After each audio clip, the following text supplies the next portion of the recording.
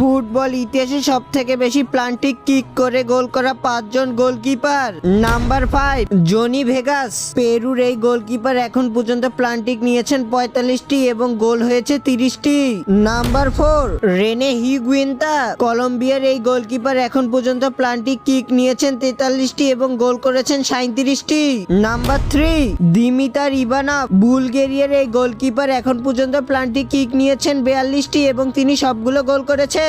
Number 2 Jose Luis. প্যারাগুয়ের এই goalkeeper এখন পর্যন্ত প্লান্টিক কিক নিয়েছেন 67টি এবং গোল করেছেন 45টি।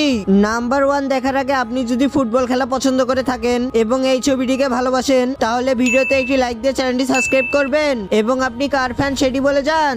নাম্বার 1 রোজেরিও সিনি। ব্রাজিলিয়ান এই কিংবদন্তি গোলকিপার এখন পর্যন্ত প্লান্টিক কিক নিয়েছেন 131টি এবং গোল করেছেন 69টি।